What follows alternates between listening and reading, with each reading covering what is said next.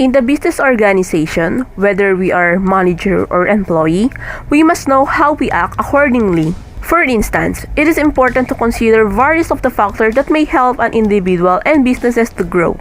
First, in terms of handling diverse customer peers and superiors. It is regarding on how we will act responsibly, particularly we are coming from different culture. We must respect each one of us. Secondly, in the leadership and management style in resolving chosen problem and challenges. If we are become to be a manager or even a department head in the near future, we must know that we are assigned on the job to lead, not just for the position name. And lastly, the role of human resource department. It is crucial or important in terms since it helps to have efficiently recruit and retain people, upgrade and improve the organization, and maintain a healthy, acceptable workplace culture and environment. In the given idea, we will portray it in order to have a better demonstration.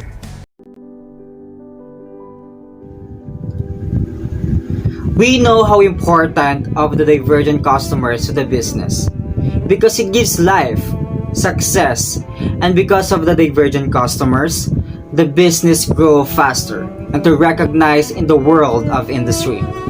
In this event, the customers enters to a restaurant. The customers is starving and tired, so she goes to a nearby restaurant to eat and to arouse her tardiness and hunger.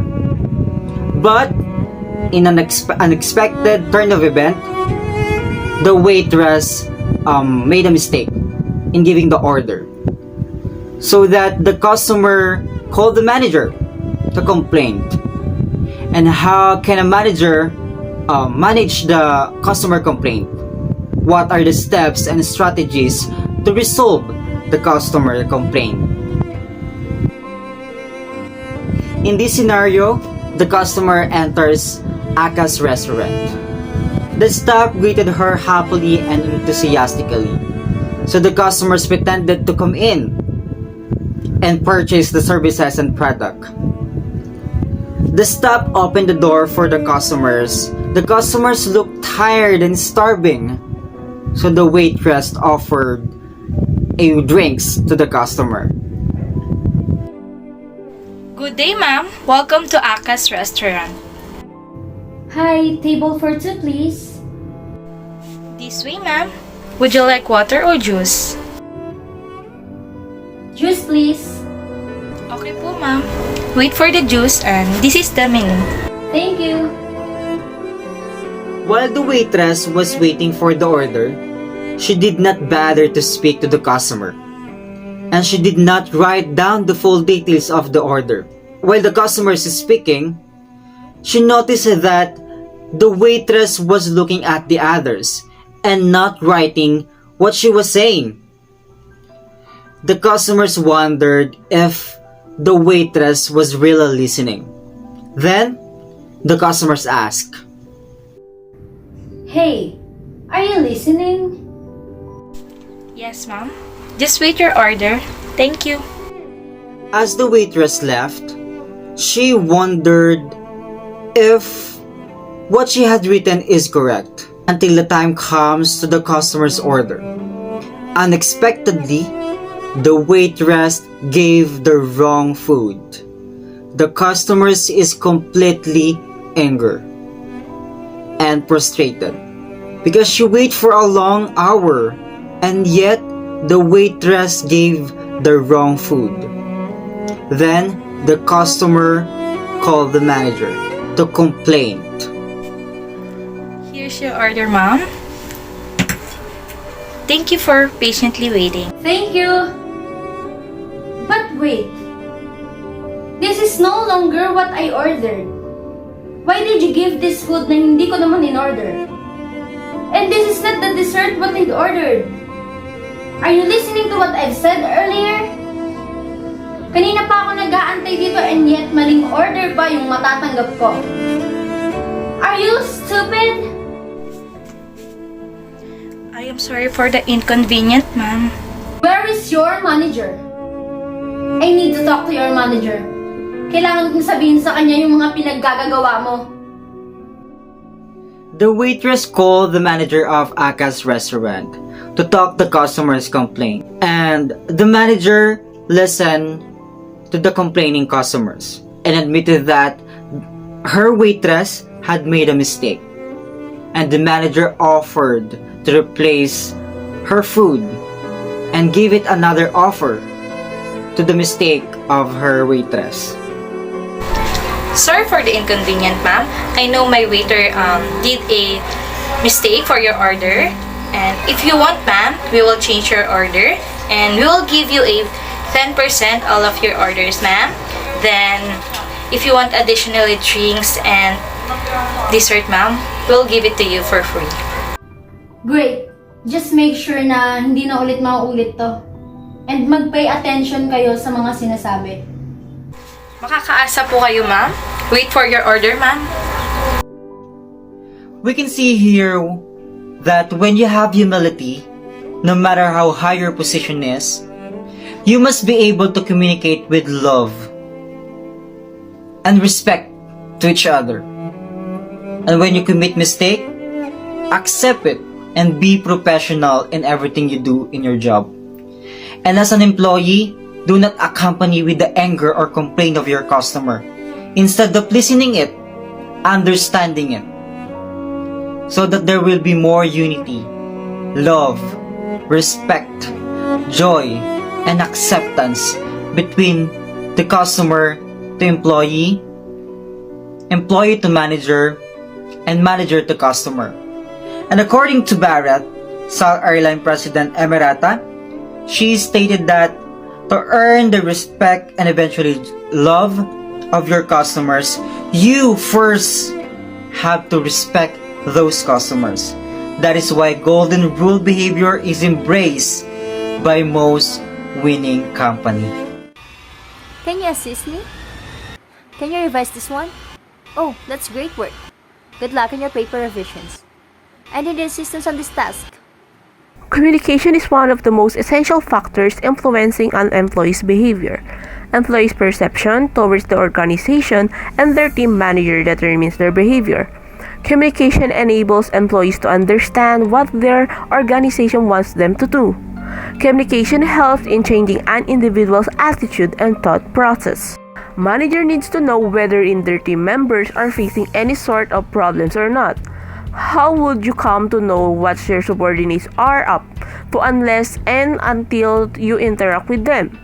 Problematic employees, if ignored, became a major cause of trouble later on. It is one of the scenario of confrontational demonstration on how the manager or department head must act responsibly on the concern of their employees and how must be the employee response on the conflict, especially regarding on the communication. It begins when the employee was called by the manager or department head on the office in order to have a private talk to elaborate the raised concerns specified by the other employees. Good morning, sir. It is early in the morning. May I ask why you suddenly called me for a private meeting? Since I do not remember any data we're going to talk about. And why I am the only one here? You are really great in observation. Actually, for the past few weeks, there have been a lot of concern regarding your tone of voice and style of communications. Are you aware of it? Pardon, sir? I don't think that there's a problem in how I communicate with them. Also, may I know who are those people trying to complain regarding it? Para naman mas maging aware ako na may problema pala sila sa akin. Oh, chill out, Miss Arojado. It looks like you are mad to those people who notice how you talk to them. Let me clarify. In fact, based on my observation and through what I heard about how you act and talk, you've been like an arrogant and dominant colleague to others. Can you explain yourself so that I can at least hear your side of the story? In this context, the employee was questioning what and why is the reason she was called in the office. It seems that she was clueless on the concern, in which after she knew the issues, she got an angry tone of voice and asked more information relating on it. However, the manager responds calmly, in which he emphasized and focused on the concern by providing what he really actually observed in the office. Okay, sir. I get your point. Thank you for asking my side of story. Actually, sir, this is my normal tone of voice. Hindi po talaga ako nagpapakita ng pagiging arrogant or pagiging boses sa iba. Sadyang mataas lang po talaga ang boses ko. I see. I understand your side. However, here in our workplace, since we are the individuals who have diverse cultures, we must be able to know that we have different interpretations. So, if that would be the case, we must know how to communicate toward each other. For instance, I can recommend to practice na kahit papaano, babaan mo yung boses mo lalo na kapag nakikipag-usap sa ibang employees o sa kahit ibang tao pa para maiwasan natin yung misinterpretation and misunderstanding. Is it okay, Miss Arojado? I'm not against you personally, but rather on how I'm concerned to you as one of my employees as well to the others. Yes po, sir. I will acknowledge po regarding the way how I talk. Thank you so much po, sir, for understanding. I'm looking forward to that acknowledgement of actions. You may go back to your work. I hope you are in a good terms and understand the concern of communication. Thank you so much, sir, for handling this concern of your employees, especially to me. You talk to me personally and privately pa po. Also, nag-recommend pa po kayo ng mga pwede kong gawin. Instead of sudden termination, kapag papaalis na ako sa trabaho. I really appreciate how you handle this kind of situation. So, thank you po, sir. The confrontational scene was ended with having understanding on the both sides. Additionally, being a department head has a counterpart of having a great responsibility to lead and manage the assigned workplace. Also, being an employee must be accountable on how they will act since it may affect the other people or even it reflects the name of the company they are working on.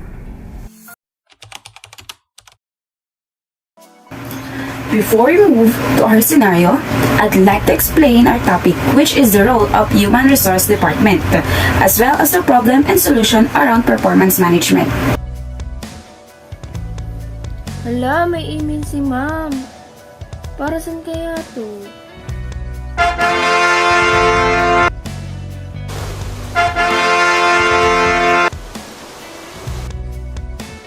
The Human Resource Supervisor conducts a surprise visit to the company and evaluates each employee's performance. After evaluating employees' performance, she gathers a Zoom meeting with each employee, will inform them about their performance at work. Good day, Miss Colasito. Good day, ma'am. Do you have any idea ba't ako nagpatawag ng Zoom meeting for today? Honestly, ma'am, I don't have any idea and nagulat na lang po ako sa natanggap ko na Zoom meeting for today. This is all about your job performance. And before we start, kamusta yung trabaho mo? Did you enjoy your job? I'm really okay in my workplace and I really enjoy what I'm doing, ma'am. Okay. Well, I think you are really enjoy your job because based in my observation last time, sir, I see that you are really doing great. I observe that you are always on time kung pumasok at isa pa nakikita ko talaga yung passion at dedication mo dito sa trabaho na to. At based pa sa napansin ko, you are really good at communication skill. At isa pa, based sa attitude mo naman, you are really friendly. Nakikita ko na marami kang ka-close na colleagues mo and that's good. And I really like your performance. Siguro hindi na lang ako magugulat if one day ma-promote ka on a higher position. Thank you for that, ma'am. To be honest, sanay po talaga ako pumasok ng maaga ever since college and thank you for the words. I really appreciate that you like my performance. You're welcome. Ayun lang naman kaya ako nagpa-Zoom meeting. I hope tuloy-tuloy yung ganito mong performance. Have a great day, Miss Colasito. Thank you, ma'am. Let's proceed to our next employee and let's see if he will react positively in this evaluation. Good day, Mr. Catudio. Good day, ma'am. Do you have any idea kung ba't ako nagpatawag ng Zoom meeting for today? Honestly, ma'am, I don't have any idea and nagulat na lang ako sa natanggap ko na Zoom meeting for today. Okay, this is all about your job performance. And before we start, how are you feeling today, Mr. Catudio? Very well, ma'am. Oh, it seems like you to be in a good mood. Well, I'm confident in my skills. So let's start. Well, Mr. Catudio, I see that you are really good at your skills. Also, you are really good on your tasks. Well, thank you. I told you, ma'am, that I'm confident about my skills. Well, may nakikita ko na dapat mo pang i-improve sa mga skills mo. First is your time, yung pagpasok mo sa work. Napansin ko na ilang araw ka nang late na pumapasok, sinabihan na kita dati. And it seems like ginagawa mo pa rin hanggang ngayon. Ilang beses na kitang nakikitang late. Wait, excuse me, ma'am. Alam niyo naman kung saan ako nakatira, di ba? And you know that it has a heavy traffic in that area. But we have a company hours. You need to work on time at isa pa hindi trabaho mo ang mag-a-adjust para sa'yo. You know na matatraffic ka, then agahan mo yung pagpasok mo. Do you think you can improve on this, Mr. Katudyo? Fine. Okay, good. And lastly, Oh, wait, you're telling me that more? yes, and would you please stop interrupting me? Okay, and last thing I will discuss in how you talk back to your colleagues. I got an information that you are talking behind Miss Colasito's back and you're telling to the other people misleading information about her.